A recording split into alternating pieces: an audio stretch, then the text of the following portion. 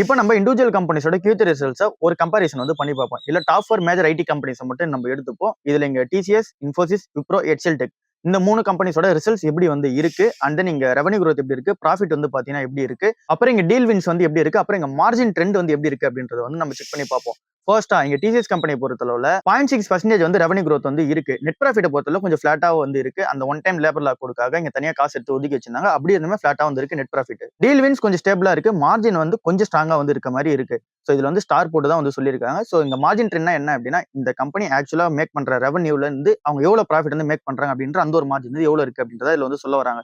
So அப்படின்னா இந்த companies எல்லாமே இங்க சேலரிஸ் அதிகமா கொடுத்தால் கூட அந்த ஒரு ஒன் டைம் லேபர் லாக் கொடுக்காக தனியா எடுத்து வச்சால் கூட இந்த கம்பெனி மார்ஜின்ஸ் எப்படி அஃபெக்ட் ஆகுமா அப்படின்றத இந்த மெட்ரிக்ஸ் வந்து நம்ம பார்த்துட்டு இருக்கோம். இன்ஃபோசிஸ் கம்பெனி 0.45% வந்து ரெவன்யூ growth வந்து இருக்கு. பட் ஆனா நெட் ப்ராஃபிட் குவார்டர் அண்ட் குவார்டர்ல 11% வந்து இறங்கி இருக்கு. டீல் வின்ஸ் பொறுத்தளவு ரொம்பவே ஸ்ட்ராங்கா வந்து வச்சிருக்காங்க. இன்ஃபோசிஸ் கம்பெனி நல்ல டீல்ஸ் வந்து ஜெயிச்சு வச்சிருக்காங்க. பட் ஆனா மார்ஜின் வந்து ஸ்லைட்டா டிராப் இருக்கு. பின்னாடி இருக்க ரீசன் வந்து இந்த கம்பெனி ஆபரேஷன் எஃபிஷியன்சில அவ்வளவு சூப்பரா வந்து பண்ண முடியல. சோ அதனால காஸ்ட் கண்ட்ரோல் வந்து பண்ணாத ரீசனால மார்ஜின் கொஞ்சம் அஃபெக்ட் ஆகுது. சோ இங்க மார்ஜின் கம்மியாச்சு அப்படின்னா நெக்ஸ்ட் குவார்டர் வந்து பார்க்கும்போது ப்ராஃபிட் வந்து அடி வாங்கும். சோ அதுதான் நம்ம இந்த டீடைலா வந்து பார்த்துட்டு இருக்கோம். HCL கம்பெனி வந்து 1.5 இருந்து 2% வரைக்கும் இந்த ரெவன்யூ growth வந்து இருக்கு.